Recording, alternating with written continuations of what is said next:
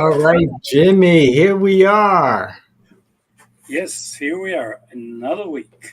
Indeed. And quite the week we've had, locally and nationally. Oh, my goodness. Let's leave it for now nationally because I think we have enough there to cut and go. Ooh, it's getting interesting, uh, and it's getting embarrassing too. Let me Yeah. tell you something that most of my listeners do not know. On March the 2nd, we set well, some people in Puerto Rico celebrate the date of the Act of Jones, which granted citizenship to Puerto Ricans. For those of you who think that it was because they wanted us to be equal, not really. And that if you read the act, we're still second class citizens. But there was something called a World War One going on, and they needed good recruits, so they were able to draft Puerto Ricans because now they were U.S. citizens, so they could draft them. And basically, what they do, they took all the troops off the Canal, Yeah. send them to Europe, and send all the Puerto Ricans to the Canal because basically they didn't consider Puerto Ricans smart enough to go into war, which some of us enjoyed very much. That you don't think as me that smart, so you don't send me to the war front. I'm not going to fight that one. I'm going to accept that one. If you don't want me, I'm fine with that. But there was a delegation of the Republican Party of Puerto Rico to Washington, and they had a 2-day conference trying to recruit support from the House and the Senate for Puerto Rico statehood. And it was a total, absolute disaster. They had asked for a meeting with Trump. He said no. They asked for a meeting with higher ranking staff. They said no. Mm. They talked to the lower staff who told them that there was no way they could schedule them in at this time, and much less to discuss statehood of Puerto Rico at this time. I Okay. think they talked about 8 representatives and 2 senators who talked to them about statehood, and the rest of them, for lack of a better word, total, totally ignored them. Uh, it's a harsh reality that they are starting to realize. In the past, people thought that the Republican Party supported statehood for Puerto Rico, and let me tell you the true history. Don Luis Alferre was a multimillionaire in Puerto Rico who favored statehood for Puerto Rico, and he's approached the Republican Platform Committee in 1962 and said, "Hey, we would like to put this in here." And he ended negotiating a donation of $1 million in exchange of them putting on the platform that the Republican Party supports statehood for Puerto Rico. That had been continued every 4 years. After his death, the owners of Plaza América de Funileras continued doing it. It went up from 1 million to 2.5, and it was there. Last year, uh, Donald Trump instructed you do not put that on the platform. I don't care how much money they offer. It's not going to happen. I'm going to substitute all these donations with Elon Musk's donation, and we're going to go that route. It really was interesting to see that for the first time in from 40 years, they took out from the platform state Mm. of Puerto Rico. And they made it an issue of campaign that if the Democrats got elected, that they would bring in Washington D.C. as a state, giving them uh, Democrat senators. If Puerto Right. Rico became a state, they would give another 2 Democrats, and that would take Democrats would take control of the Senate. government for the next Yeah. 40 or 50 years, and that would be absurd. So they would go against it. Elon Musk, in interviewing Joe Reagan's podcast, that I know you listen to from time to time, said Correct. that one of the reasons he decided to go from Democrat to Republican was that he opposes statehood for Puerto Rico, he opposes statehood for Virgin Islands, he opposes statehood for Washington D.C. because that would only be Democrats uh, coming into the House and Senate and giving them their control. And basically, that's why he opposes it. And he made a little comment here that he would not be opposed to giving independence to Puerto Rico. Now, for those of you who think, well, who cares what Elon Musk says? Donald Trump. Yeah, Who follows what Elon Musk says? Donald Trump. Who that's keep correct. telling you whatever he's doing it right, follows his instruction? Donald Trump.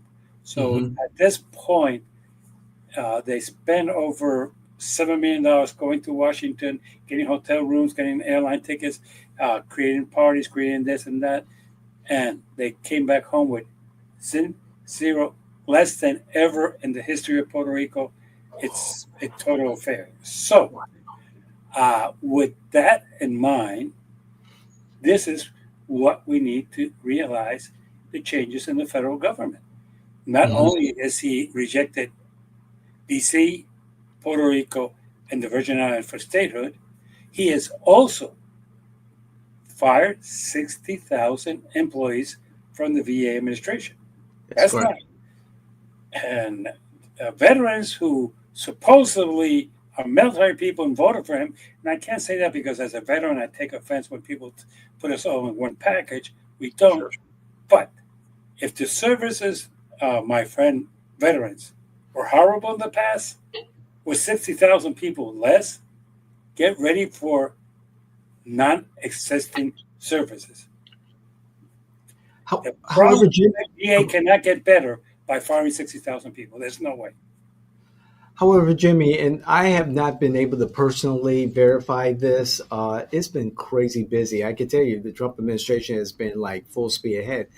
However, what I've heard is that what the administration wants to do is push back employment levels, staffing levels to pre-pandemic levels.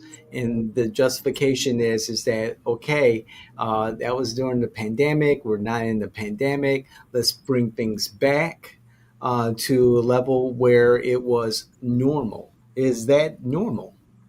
No. And, and that's a lie. They did not hire post during the pandemic 60,000 new employees in the VA.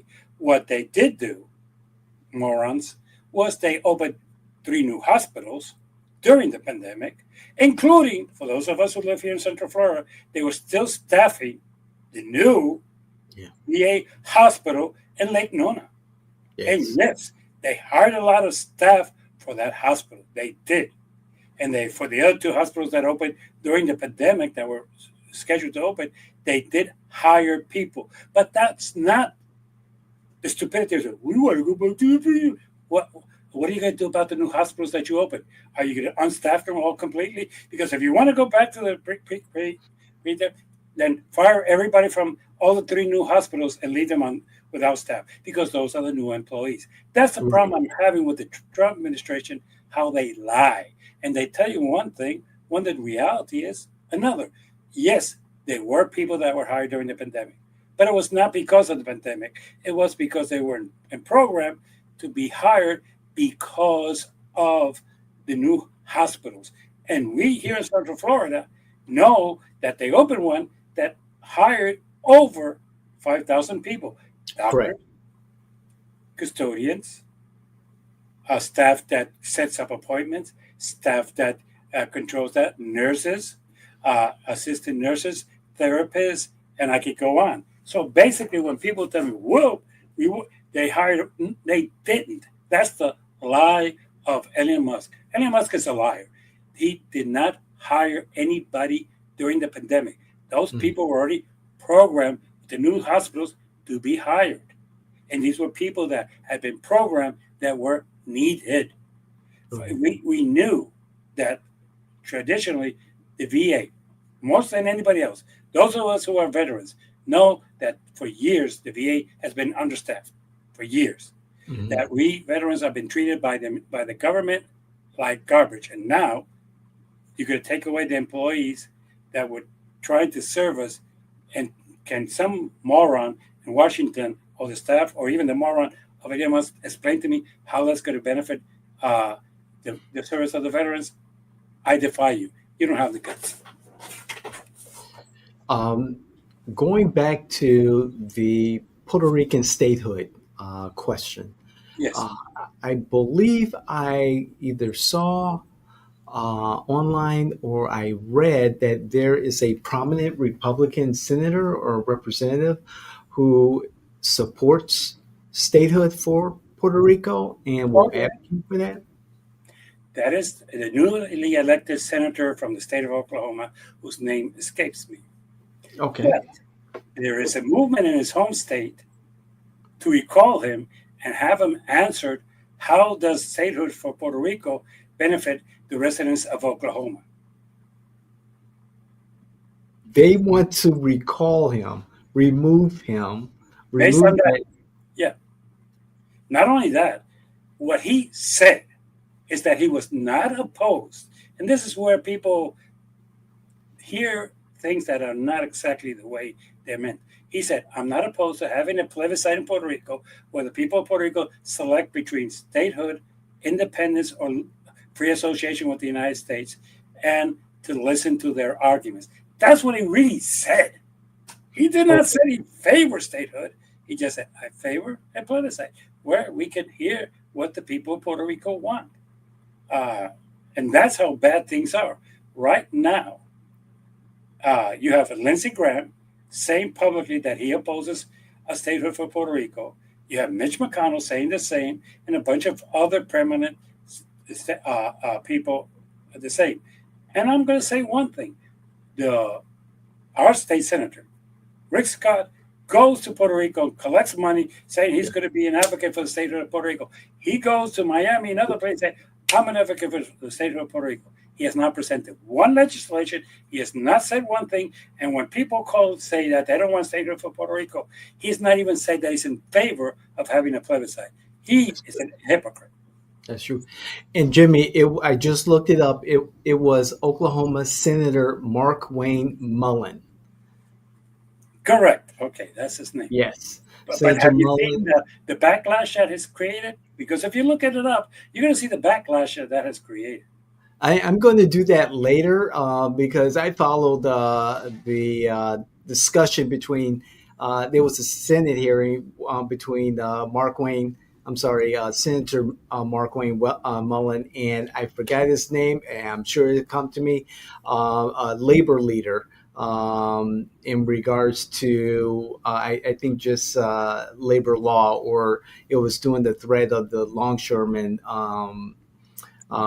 Going on strike last year, and these two individuals had a testy interaction, and it appeared that they had a history of really going after each other on Twitter, and one challenged the other to a fight, and Okay, I'm going to defend Musk for the first time. It's X. Stop calling it Twitter. Twitter, yes, sir. it was a decent thing. Now X is a piece of garbage. As a matter of fact, it's lost a lot of its value. Stock is plummeted since he's opened it. He paid more than what it's worth today. But Elon Musk is a great businessman. Yeah, yes, but I mean, for Senator Mullen to get behind this, I was surprised. I was very surprised. I'm not surprised because if you know his history from X, he likes to take what I would call extreme positions. Oh, He has been led to believe, and let's, and he has a point, okay, that is, there is something that the last plebiscite, he is where he's coming from. The last okay, plebiscite in Puerto Rico, which was in November of last year, so it's not 10 or 20 years ago, we're talking less than 4 months ago, uh, it stated you had two positions, statehood or independence.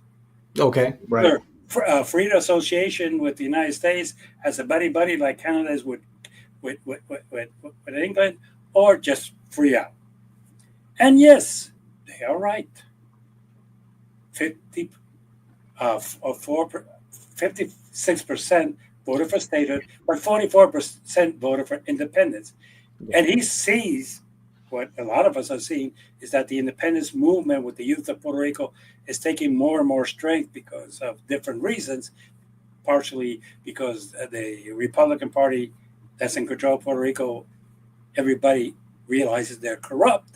Uh, So it is a matter. He has a hope that if 48% vote for independence, that will give him the position to present to the Senate a position of strength to say the people of Puerto Rico want independence. Let's give it to them, and that way they will prevent Puerto Rico ever becoming a democratic state at all.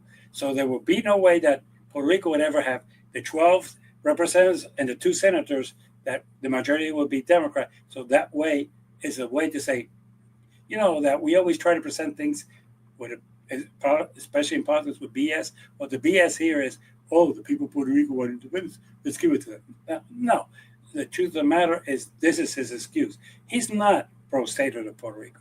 People don't even daydream that he is. He is trying to say to the people in the House, look, you got a high 40% of the people voting for independence.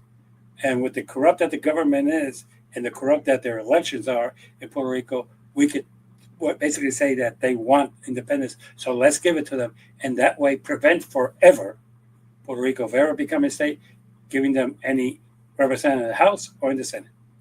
Right. So yes, but his motives are not that he wants us to become a state. It's more the opposite.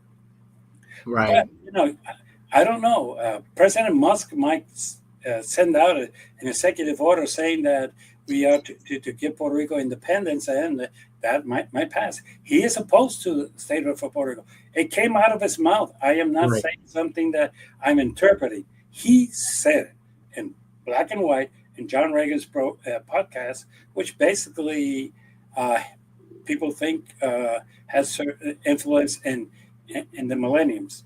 I differ. I don't think anybody has any influence on them, but that's another story for another day. And for the Democrats, yeah, the problem is that you have abandoned that group of people.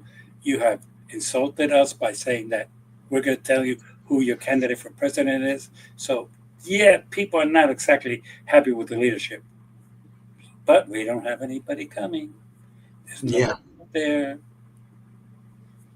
Yeah. By the way, somebody the other day told me the phone and called me the crazy Democratic uncle. So I'll take that as a badge of honor.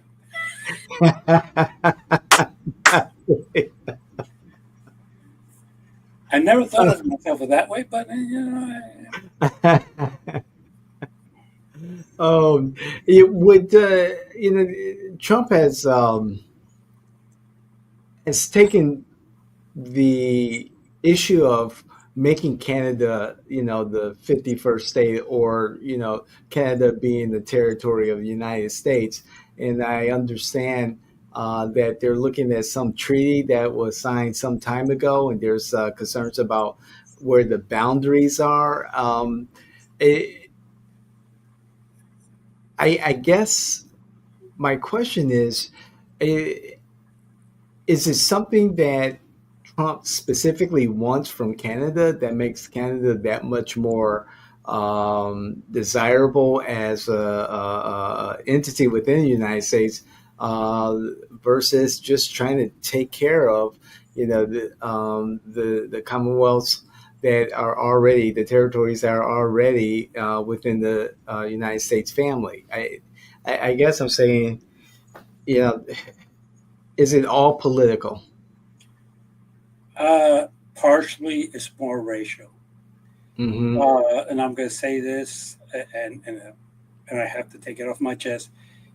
You have to understand his mentality. He wants also Greenland Yeah. as a 51 state, one or the other. And Greenland is 98% white, even though it has less than half a million inhabitants. It's uh, 98% white. If they get a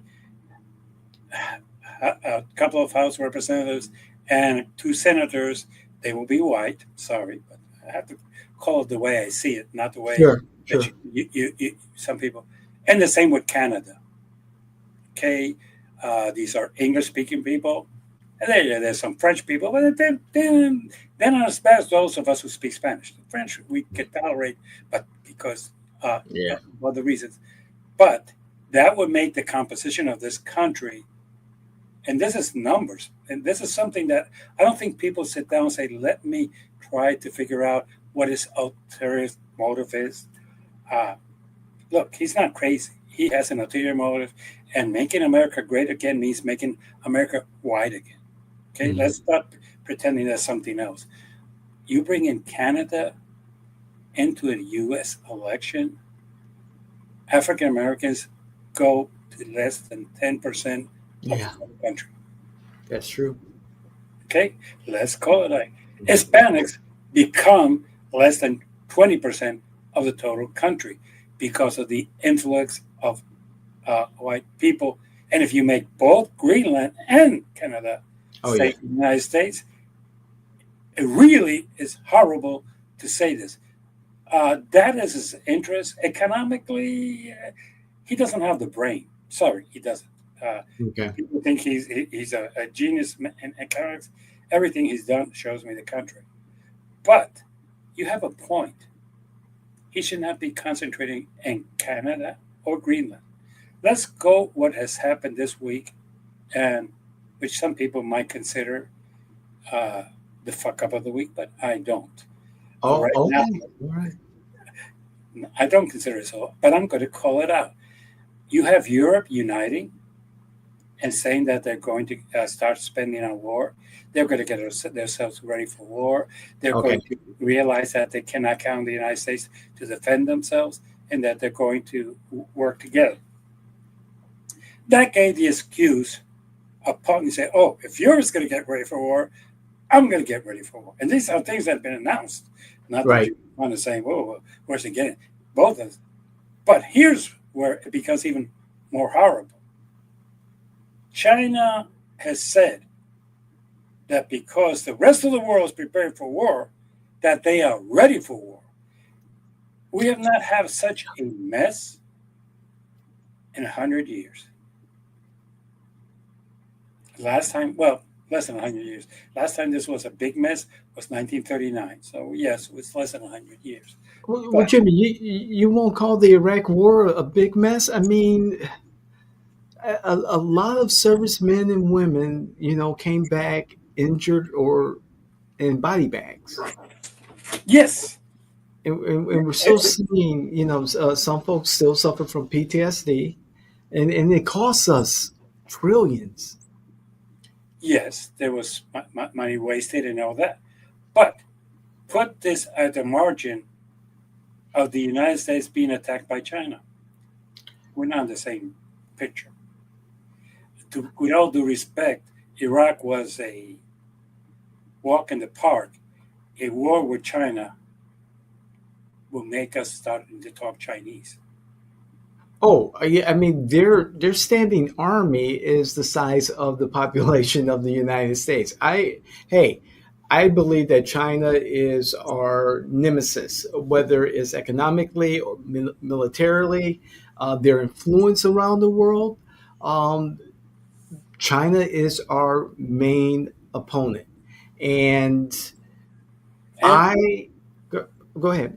and the problem here is that what kept all these people in debate is that Europe and the United States were together. Yeah. Most countries in Latin America were together. Most countries in Africa were together. And the three countries that were isolated really was China, North Korea, and Russia. Right. United sometimes by Iran, but Iran is more of a thing with Israel than it is with the rest of the world. The truth of the matter is that right now, Europe cannot count on the United States. Africa cannot count on the United States. South and Central America cannot count on the United States. And China realizes that the United States is trying to isolate its way, and if it's going to be vulnerable, that an attack could be made on the United States, it's now. Because Europe is not going to come to its rescue, Africa is not going to come to its rescue, Canada is not going to come to its rescue, South America is not going to come to its rescue.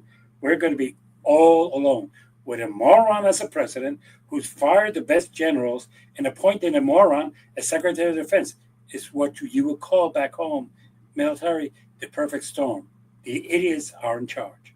Okay, and so all right, now this is my point of view. I'll have to push back on this, Jimmy, because what I see in the larger picture is breaking that alliance between North Korea, China, and Russia. And I see what's happening in the Ukraine, and we see Zelensky conceding the minerals deal, even bigger deal for America in return for an American presence in the Ukraine, thus a deterrent to Russia for any future aggression. With the understanding, my understanding, with the understanding that Ukraine would not join NATO. Now, saying that, I believe that Trump is trying to work on an alliance or at least pull Russia away from any type of influence or allyship with Russia and China, the two, and bring Russia back from the edge, so to speak, and align Russia with the United States against a more formidable foe in China, and thus so much attention given to Canada, Greenland, especially that northern passage, and also China has is handing us our butts when it comes to its influence in Africa, South America, and Mexico. Yes, Mexico too, and also on the whole another front China is increasingly improving its own AI capabilities, and I believe that's where one of the fronts will be in this particular adversarial relationship with China. Let me ask you two questions. Sure. One, if China attacked the United States, do you think seriously for 1 second that Russia would come to our rescue? I don't think China will. I don't think China will directly attack America. I think China will do what it's been doing all along. It's espionage. It's cyber attacks. It's threats over Taiwan, and that's another issue. It's threats over Taiwan. It's smuggling of high performance chips, and I forgot else what they were called, but chips for AI purposes. Its dominance in our economy with all of the Chinese made goods and things like that. I don't think they need to drop one. I don't think they need to drop one bomb. But They you we're still haven't fighting answered the on question. different fronts. I'm sorry, what was that? You still haven't answered the question. If Okay, China, yes. The answer is yes. do you think that Russia would come to our rescue I think so. against China? I think so. I don't. Let me tell you why. Putin is not an idiot. That's a war that, look, contrary to popular belief, is the ignorance of most people thinking that Russia is what it used to be. When it was the Soviet Union, it had Georgia, it had Ukraine, it had other countries. It was, it had an army that was formidable. Right now, their army cannot beat Ukraine's army. That's how bad it is. But they're going to go and defeat China. That's militarily makes no sense. Putin is loyal to himself and to his people. He is not going to risk Russia to help out the United States. That's daydreaming on part of Trump.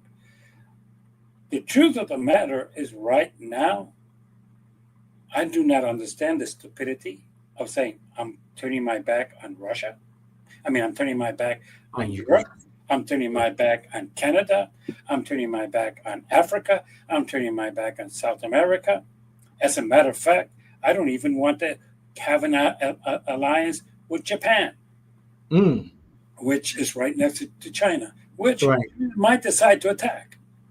Not that it is impossible. This is the thing. We're saying we're going to change our alliances and we're going to go with Russia, who for all my life nobody trusted. Everybody knows that Putin is a dictator Everybody knows that he has people killed. Everybody knows he's not trustworthy. But we're going to put all our eggs in that basket. A country, and let me clarify this economically, that has less income than Canada, Hmm. and economies smaller than Canada, Right. population larger, and has over one third of the country that is nobody can live because it's too cold. But we're going to go with our arch enemies because the moron of Trump says we can trust them. No, no, no, no, no, no. There's one thing I learned in life: you have to prove to me that I can trust you. If you can't prove to me that I can trust you, and I cannot trust Russia. Russia's not stupid enough to attack China. China would hit that border and have them down in less than a week. And I can say that without hesitation. And he knows he cannot win that war against China. God, he could not win the war against Ukraine. So how can he win? So basically, at this point, the United States changing alliances is a dumb move. But you're right. Is why is the Chinese in in Africa and South America and Hmm. Central America? Because we walked out, we abandoned them. Look what we did to Mexico, our Yeah, closest we ally. did. We We're going did. to put 25% tariffs on you because we want you to submit and do whatever we want you to tell you. And then, oh, China says, I'll do business with you. I won't put tariffs on you. I will buy your products. Mhm. And we're wondering, oh, they're being influenced by the Chinese. No, moron. They're being influenced by their abandonment of their best ally, the United States of America, who is violating NAFTA, an agreement that they have with them, because the tariffs violate NAFTA. As an attorney, I can tell you right now, the tariffs that they're imposing violate NAFTA. But we are going to say, well, we're going to do this, and they're going to succumb, and they're going to do whatever I tell you. Trump, you're a moron. You don't know anything about economics because Jimmy, I'm going to pay every turf, every penny. Jimmy, I'm trying to make sense of um, the president's um, overtures to Russia. I'm trying to make sense, and I see an opportunity if I'm Donald Trump to pull Russia away from its relationship from China. I see that, and it will be one less issue that we will have to worry about if we're funding wars in the Ukraine. No one's winning that. There's no winner in that, and we're sending billions of dollars and seeing every day more and more death on the front lines over there. So. If there's a President Zelensky, who is willing to cooperate, which in all indication it appears that he and if Putin is it President Putin? If Vladimir Putin is ready, Mr. Putin's ready to negotiate a ceasefire or the end to hostilities, um, wouldn't that benefit America having Russia on its side versus that trinity of China, North Korea, and Russia? First of all, it might, but let's be realistic. What makes you think that Putin is going to say, okay, Trump, I will be your ally, I'll be against China? Makes no sense to It's me. killing his economy. He's losing, military age men, by the day. I would think that alone, the sanctions, the inability to move about as the leader of Russia. Sanctions, no, let's start. The sanctions no longer exist. Trump took them off. So Oh, he let's not did. Oh, okay, expect, all right. So they're done. Okay. they're not there. But at the same time, then Putin really risks antagonizing China at this stage of this. And the answer to that is, you know, that's the problem. You're saying, hey, it would be a great idea to get him to go against China. What is he getting in exchange? Peace in Ukraine? That's it's not up to us. That's Mhm. for him. And and Zelensky to work out. That's the truth. Realistically, are we thinking that he's going to become an enemy of China? Oh, give me a break. He's not that stupid. Nobody really wants to be an enemy. Even us, we don't want to be an enemy of China. If we want to negotiate, we want to do peace with them. We don't want to be the enemy. And to be quite honest, we are changing more power for less power. We're taking out Canada, which has a bigger and a better army and better Mhm. equipped army than Russia right now. Maybe in the past, but now Russia you're right. Don't have anybody of age to fight. That has all of its weapons are practically gone. It's depending on North Korea's soldiers and on North Korea's weapons and on other people's weapons because they don't have it. But they're going to say to us, sure, America, we're going to go against North Korea, who is our ally, who is basically fighting this war, and we're going to go against China, who's our neighbor, who all they have to do is cross the border and take away our gasoline and our petrol, and they have it for themselves, and they could do that in a week. But we're going to do it because we like you, President Trump. That's the idiotic point of Donald Trump. He thinks that he could gain favor with Putin, who's somebody that's not trustworthy. But you're doing this at the expense of alienating all of Europe, all of it, alienating all of Canada, Central America, South America, Japan, and South Korea. Mhm. But we can exchange all those for Russia. That's moronic. They Okay, don't Jimmy. have the power that these other people have combined. That's the problem. We're saying we're going to do this with these people, and we're going to give up all these other people, and we trust Vladimir Putin to be a man of his word. I'm not sure how stupid Trump really is, but if that is his where he's coming from, no. Look, I don't think he's trying to play Putin because he's trying to do this power thing. That's three pay grades above his head. He's doing it for two reasons. One, he is trying to get in the good grace of Putin because he likes people who are tough leaders, who are dictators. That's why he liked the guy from South Korea. That's why he liked the other guys from Italy and the guy from Hungary because they are dictators. That's why he likes them. He doesn't like the other ones because the other ones confront him. Okay, they don't send him love letters saying how nice he is and all this. That's you have to understand. That's his mentality. He is not in this for the best interest.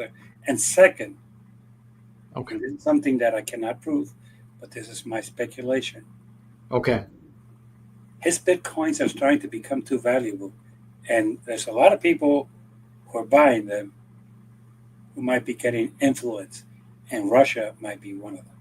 So, with Mm. all due respect to everybody, I don't see Zelensky signing any contracts. He says he's willing, and that's just to buy time to see how much he can count on Europe with his war. And second, there is a saying in Ukraine that you have to listen to them. They don't trust the United States sending troops into to Ukraine because they believe that Trump could say, "Hey, Russia's coming in, just let them in," and the Yeah. U.S. troops just walk away. However, Zelensky was asking for assurances for, that type of protection in Yeah, this but it was meeting it was with not asking for U.S. troops.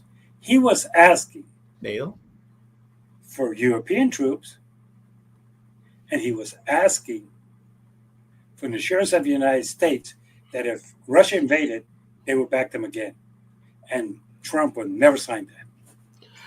And I wouldn't either. I mean, really. I mean, how long does this war? It's been 3 years. How long must this war drag on? What is the tactical benefits for America? And Jimmy, I just want to To pose be, to you. with all due respect, to be a Sure, person of honor, sure. you know why Ukraine does not have nuclear weapons? Because they belong to Russia, right? No, they Or belong to they were us. decommissioned.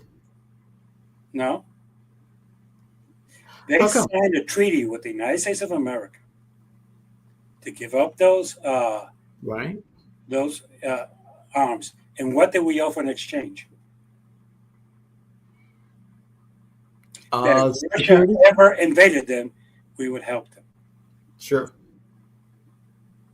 So when we say, well, what are we gaining from this? Well, it's because we idiotically only give them limited weapons because we don't want it to escalate into a world war. I understand that. But basically, at this point, if we had given them the tanks and the aviation that they needed, this war would have been over. Ukraine would be have control of its lands, and everything would be fine. But Ukraine does not have nuclear weapons. See, when the Soviet Union was divided, most of the weapons were in Ukraine. Why? Because it was Right. closer to Europe. Yeah. Okay, so but we reach an agreement with Ukraine. Say, give up your nuclear weapons, and in exchange, if you're attacked by Russia, we will protect you. That's how we started helping them out the first time because of that. And the second thing is fine if the U.S. wants to take an isolated point that everybody can invade everybody and we can just stay out of it. Get ready for World War III because it's coming. So, Jimmy, I know you kind of came close to this. What's the alternative? Do we The continue the alternative, policies of Biden? no, Biden was wrong. He limited what he gave. He limited when they came and how they came.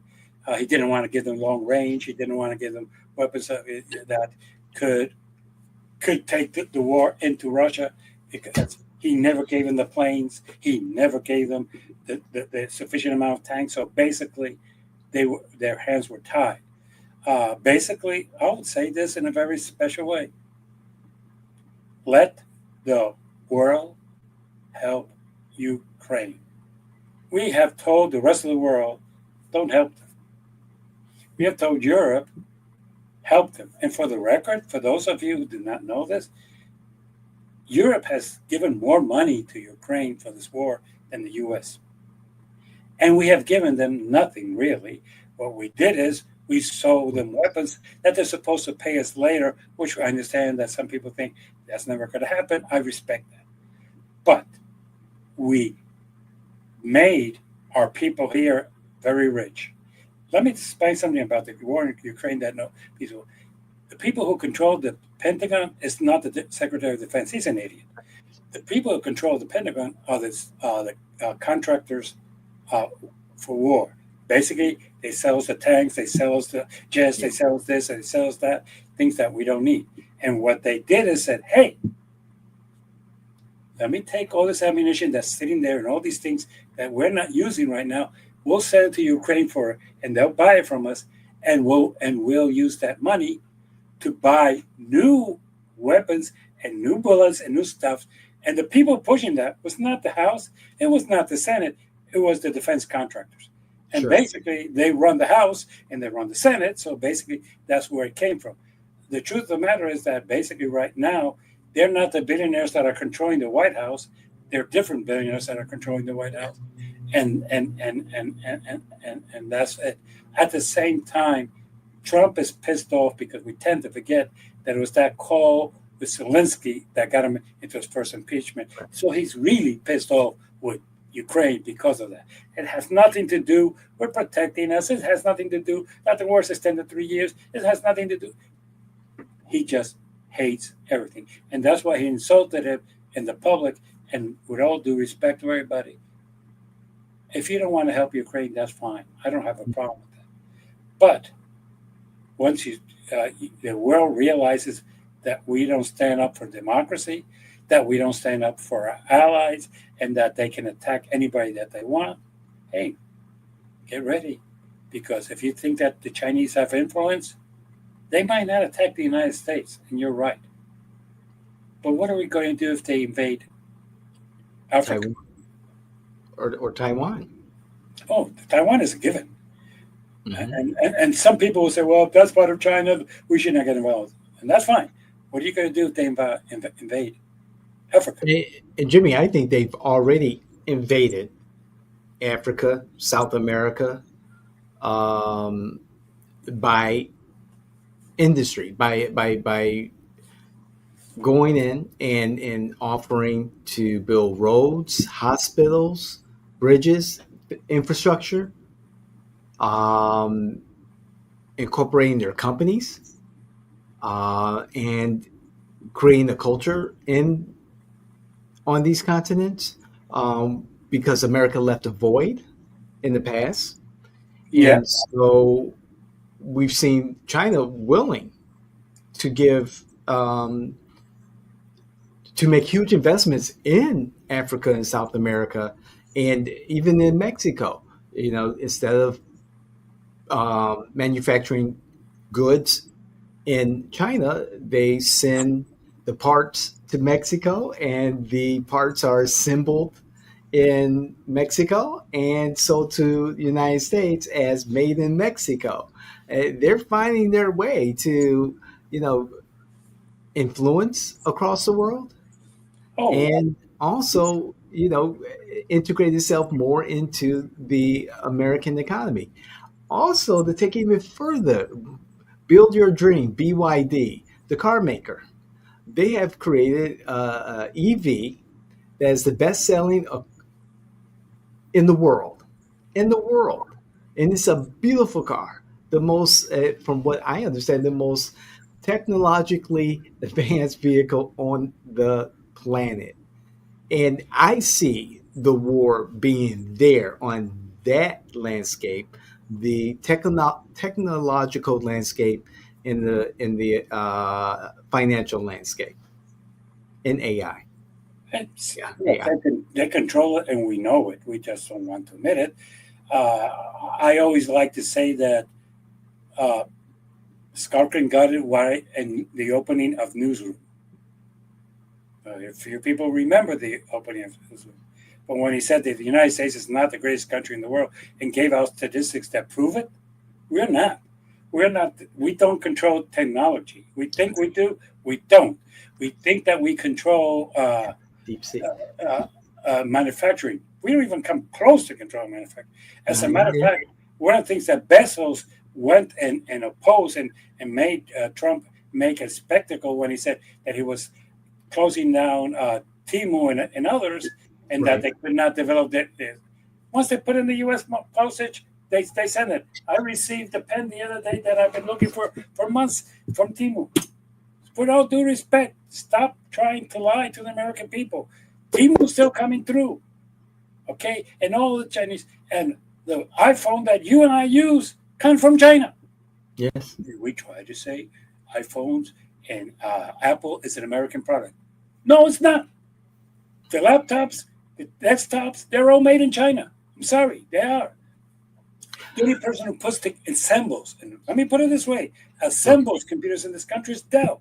And let's call it what it is. They assemble. All the parts come from China, Taiwan, and South Korea, which we're also trying to antagonize. Okay, by by becoming friends with Russia.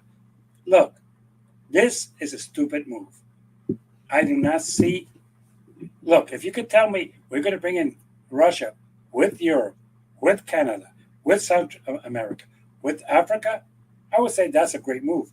But antagonizing the others to bring in a country that is in total chaos, has no military strength whatsoever, and think that we're doing something that's benefiting this country, no, it's benefiting Donald Trump's pocket.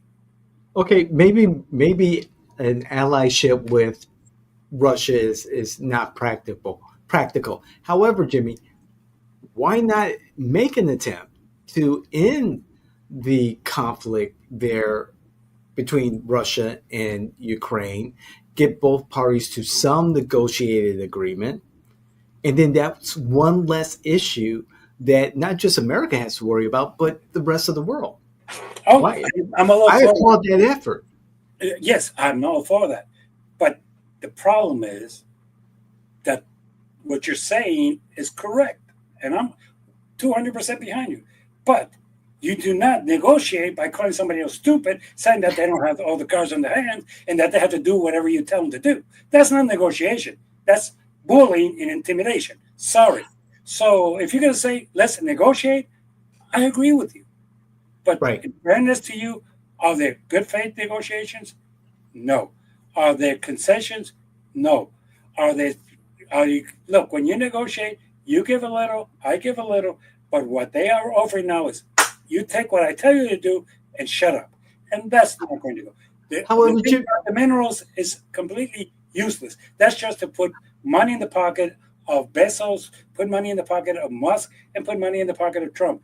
We don't need the minerals. We can buy them like everybody else. Okay, but the trouble that I have with this, and I'm going to say it, is you're right. We should negotiate. But in good faith, can you tell me that we're negotiating? Because if you can, I will accept it. Jimmy, it was Zelensky who brought forth this minerals deal.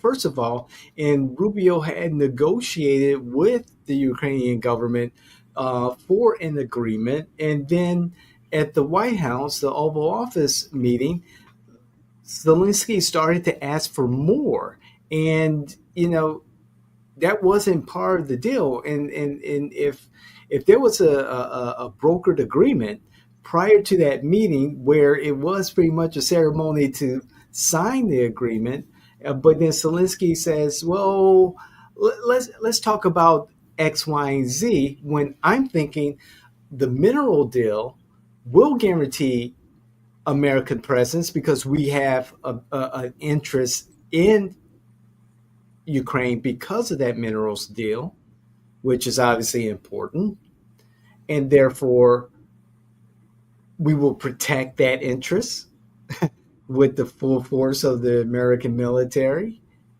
So I think that was a deterrent for Russia to prolong this war. However, my understanding is that Zelensky was asking more and more during that White House meeting.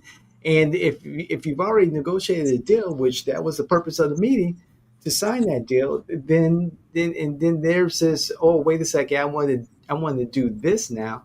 I think that's unfair to the Trump administration and the American people. I totally disagree with you.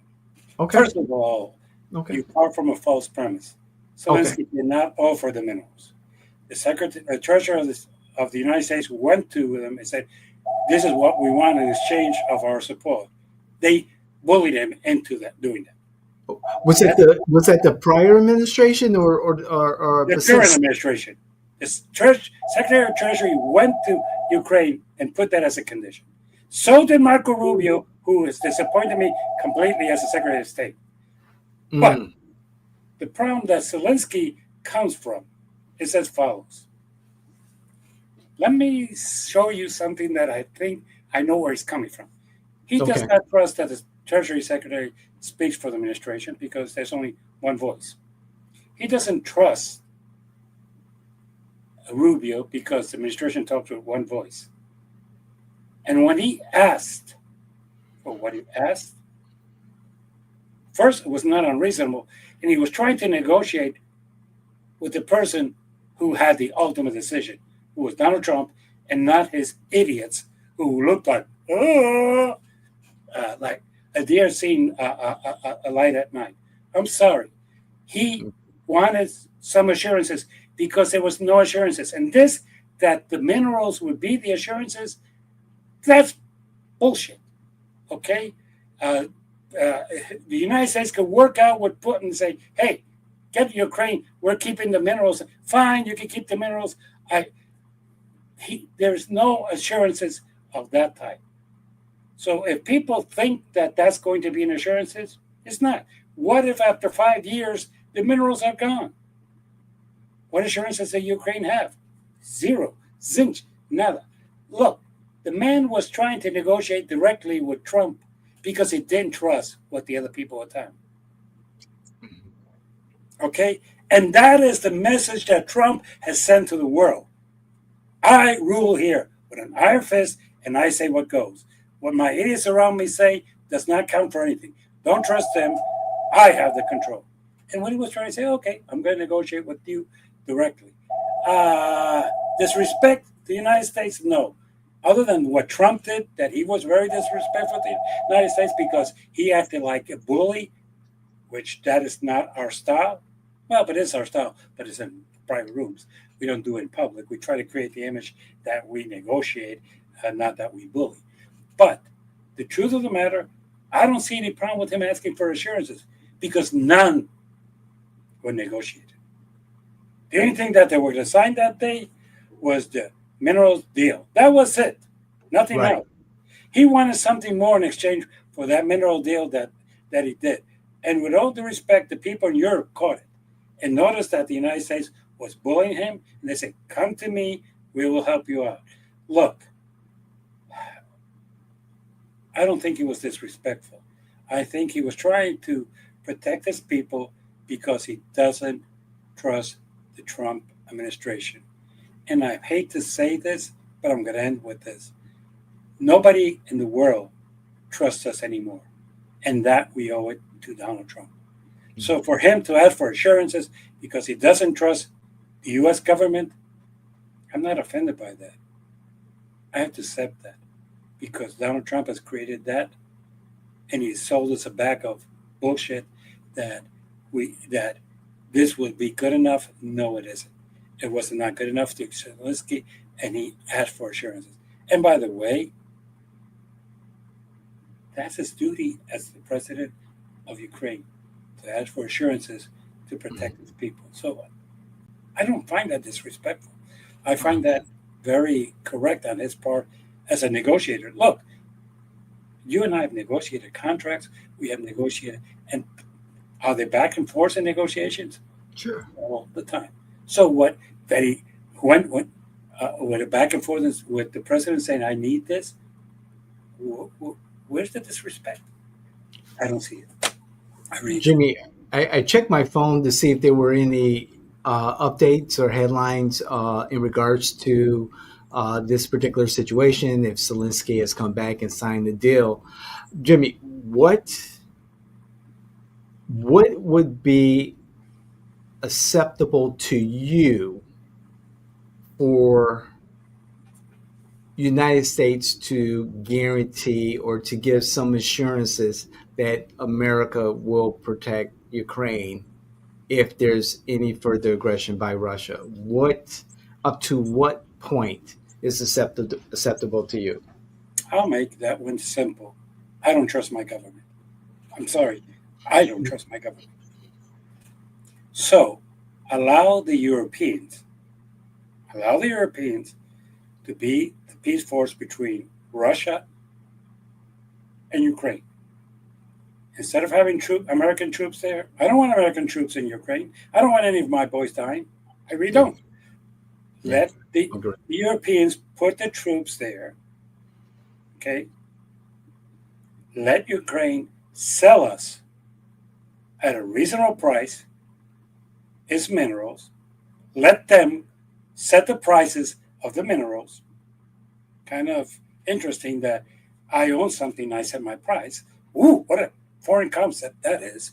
Let them set a reasonable price for our minerals and let us buy from them again the wheat which we use for bread so our prices can come down again. Uh, Right. Once that happens, I would have no problem because the European troops will be the ones that if Russia decides to be stupid again, will be dying, not our troops. And this is the sad part that breaks my heart. I'm an American. I love Yes. my country.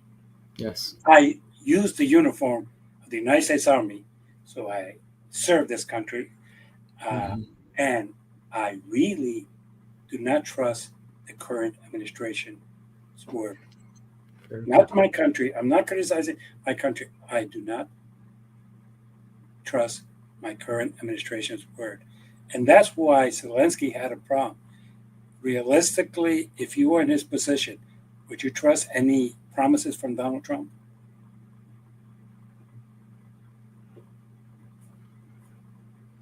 That's tough. That's Oh, hard. yeah, it's tough for me as an American to say that my country is capable of having a liar in charge of it and saying that maybe when the world does not trust us anymore, that they may have a good reason. And that's the other problem. When you say, let's go to Russia and try to bring them in the Trump, Russia doesn't trust Trump at all. Nobody trusts Trump at all. So what's their incentive to come in with us? To make Donald Trump happy? He's gone in 3 years. Sorry, he is. Jimmy, I just know that I'm trying to. There's got to be some method in this madness. And at one point with Gorbachev, we were good. We were good with Russia, and it's We were there's good got to be a with different Russia way. because Russia dissolved, because Russia tried to become a democracy, because Russia needed our help, and it took down the wall in Berlin and liberated all Romania and all those other countries in Poland, gave them freedom, and said they're off. And basically, yes, there was something that we got in exchange.